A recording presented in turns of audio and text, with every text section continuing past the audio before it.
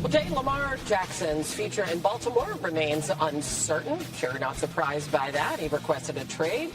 Could still decide not to play for the almost $32.5 million tender. That's happened 3 times in the history of the tag over the last 30 years. If he does land an offer sheet, they have 5 days to match or let him sign with another team and get those 2 first-round picks as compensation. But so far, no offer sheet reported. They're going to know by July 17th if he is playing elsewhere because that's the deadline for players to sign multi-year offer sheets with other teams, all of which brings us to NFL reporter Kimberly Martin. So, Kimberly, John Harbaugh has said there's no hard and fast date by which he needs to know if Jackson is playing. He said by the first game of the season is just fine. But realistically, how does this leave the Ravens in limbo, particularly with their offer to Odell Beckham Jr.? Yeah, Hannah, so I've been told that, Lamar's uncertain status has sort of thrown a bit of a monkey wrench in their plans to sort of acquire Odell Beckham. Now, they've been able to sign guys, rework contracts and stuff like that, despite Lamar's uncertain future. But with Odell in particular, he's a guy who really wants to maximize this next opportunity. So what he's facing, the Jets are a team that's interested in him as well, and Adam Schefter had reported that the Ravens offered him a contract. But he's looking at 2 teams who right now don't necessarily know who their Week 1 starter will be. The Jets assume it'll be Aaron Rodgers, and obviously the Ravens are hoping that it'll be Lamar Jackson. But if you're Odell, it's no surprise that he hasn't signed yet because the 2 teams interested in you still have very big questions at quarterback. Yeah, just still in limbo. And boy, do the Ravens need Odell. Those 7 receiving touchdowns in just 12 games with the Rams, and their wide receivers had 7 in all of last season. Kimberly Martin, thank you. Hannah, we are just over 3 weeks away from the start of the 2023 NFL Draft. 22 days to be exact. And the Baltimore Ravens hold the 22nd pick in the first round. Which direction will they go in the draft? Let's talk about it with senior NFL draft analyst Mel Kiper Jr. Mel, it seems the Ravens are in the market for a receiver. We talked about it. Kimberly just talked about it with Hannah to pair with Lamar Jackson. What do you see as Baltimore's top priority with the number 22 pick, though? Jay, wide receiver certainly is, but cornerback is a pressing need, Jay. Marlon Humphrey one side, Marcus Peters moving on. You've had a situation there at corner. Jalen Armour-Davis, one of their many fourth-round picks last year, and they did a great job, GM Eric DeCosta did, in round 4. But Jalen Armour-Davis out of Alabama said durability issues, staying healthy has been a problem. So cornerback's a big need. There's going to be maybe 6, Jay, in the first round. Name to keep an eye on is DJ Turner out of Michigan. That connection with the Harbaughs and McDonald, former coordinator at Michigan, now with the Ravens. DJ Turner ran 4.26 at the Combine, and he played in press and off at Michigan. Great 2 years in 2021 and 2022. Tremendous football player in the Big Ten. He'll tackle. He's got a great attitude, great approach. He was an outstanding special teams player before he became a starter. He's a Jim Harbaugh favorite. They need a corner. DJ Turner, remember David Ojabo in the second round, coming back from the Achilles, could be a real good edge guy opposite Odafe Owe. You think about where they are right now in terms of the cornerback spot. It would not surprise me at all. Even moving off of 22 down into the late first round to get a cornerback like DJ Turner. Yeah, Turner, 3 interceptions, 18 pass breakups over his last 2 seasons at Michigan, so he was balling out. Mel, aside from Baltimore, what are you hearing gaining traction as the biggest storyline 22 days away from the start of the first round of the draft? Jay, you know my philosophy of not drafting running backs in the first round, but we got a real good one in that top 5 to 7 overall, and that's Bijan Robinson out of Texas. Todd McShay said he's Saquon Barkley. Now, I don't have as high a grade on Bijan as I did Saquon, but Bijan Robinson can do it all. He can run, he can catch out of the backfield, he'll be an adequate pass protector in terms of blocking, which is critical, but his running skills are outstanding, and he's a guy that Philadelphia 10 usually doesn't prioritize running back. Remember, they passed on Josh Jacobs to take Andre Dillard the same year they got Miles Sanders in the second round. So I think when you look at teams like Philly, you go down to Detroit, Todd thinks the Lions could. But I think bringing David Montgomery in with DeAndre Swift, probably no. Tampa Bay, the Chargers. Are they going to drop down to Buffalo or Dallas? It's going to be fun to watch Bijan Robinson to see where he goes. 35 touchdowns from scrimmage over the last 2 seasons for the Longhorns, most in FBS. Mel Kiper Jr., always a pleasure, my man. Thank you. In the meantime, we got Mel with us today. We had McShay yesterday in his mock draft. This is how he sees the 5 quarterbacks who we expect to go in round 1. He has C.J. Stroud first, Bryce Young second, Anthony Richardson third, Will Levis fourth amongst the quarterbacks, as you see down towards the middle of the round, and then Hendon Hooker coming in there in the 20s.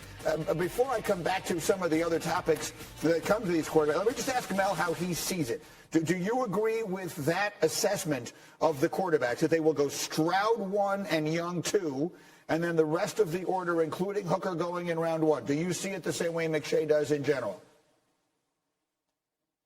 Right now I do, but nobody knows. The only teams know is the ones making those selections. Nobody's told us what they're doing, Greeny, and I hear different. Chris Mortensen said yesterday he still thinks Bryce Young's going number 1. We're thinking maybe C.J. Stroud, but nobody knows. Hendon Hooker's kind of the wild card in there. Todd threw in. I'm hearing the same type of thing. Hendon Hooker at 6'3" and change, 217 with that great release, and certainly can make all the throws. And had a phenomenal 2 years for Tennessee. Actually played pretty well at Virginia Tech. He had 9 rushing touchdowns with the Hokies in 2020. But I think when you look at the quarterback-friendly offense at Tennessee, and what do I mean by quarterback-friendly? He had excellent receivers. He took the snap in the shotgun and he immediately hop-stepped through the football. Got it right out of his hands in fast fashion to 3 outstanding receivers. They had a good running game and a veteran line. He didn't roll and throw on the move. He didn't have to go to that 3rd or 4th option. And when he was pressured some, his accuracy diminished a bit. So he's off the ACL, and he's 25 years of age. He'll be 26 in January. So I get it. What also bothers me, Joe Milton came in when Hooker was hurt. And in that bowl game against Clemson, without Cedric Tillman, without Jalen Hyatt, 2 top receivers, he lit up the Clemson Tigers. So that Josh Heupel quarterback-friendly offense made it possible for these numbers to be through the roof. His touchdown-interception ratio, 69% completion percentage, ton of yards. I like Hendon Hooker as a second-round pick, not a first-round pick, but it looks like, based on what you're hearing, he could possibly go in round 1, late in round 1. Some people love him, including Tannenbaum. If you've been watching this show, you know Mike loves him. That said, Marcus, I want to come back and re-give you the floor, because I feel like the specter of Lamar Jackson hanging over all of this is a major factor. And look, C.J. Stroud, Bryce Young, Anthony Richardson, Levis, all of them. God bless them. I hope they all have wonderful careers. If they exceed their potential, it is very likely none of them will be as good as Lamar Jackson has been. He won the Heisman. He was an MVP in this league, and he's only 26 years old. So I'm going to ask you the same question again. How should the specter of Lamar Jackson be hanging over all of this as we begin the draft on that Thursday night, Marcus? It should hang over every team that needs a quarterback that wants to upgrade the position knowingly. And I get it. Like, I understand. We've been doing this long enough. I understand resetting. I understand the money that you have to pay a rookie quarterback. I get the fact that you need to build a roster around them. But I also know that if you don't have a quarterback, you don't have a chance. So it's a lot of people out here in the NFL, teams, that if they got Lamar Jackson, they would at least know that the most important position is security. And we can now start trying to figure out how to structure a contract for Lamar Jackson, how to add pieces around him. It ain't like it ain't been done. I mean, I have conversations about the damn salary cap every other day. Mina kills me about it. Dan kills me about it. I don't know how the Saints signed Derek Carr. They've been in cap hell for the last 8 years, I've heard. That they have no money, they got negative, they in the negative. Patrick Mahomes got $500 million. They're able to build the roster around him. They made Orlando Brown an offer as an offensive lineman. There have been things done around quarterbacks that have been paid where you still can build a roster. The one common denominator is the quarterback is good. And last time I checked, when Lamar Jackson is on the football field, he's one of the best the league has. Kmart, if I made the statement that this is about the guaranteed money, this is about a precedent-setting contract that no owner in the league is dying to sign, is it as simple as that? Yes, really. Because, again, it goes back to what is your objective as an owner, as a GM, and as a head coach? It's supposed to be to win, right? So it's either the NFL, 31 other teams don't think Lamar Jackson is that good, or it's 31 other teams don't really want to deal with that contract situation and the guaranteed money.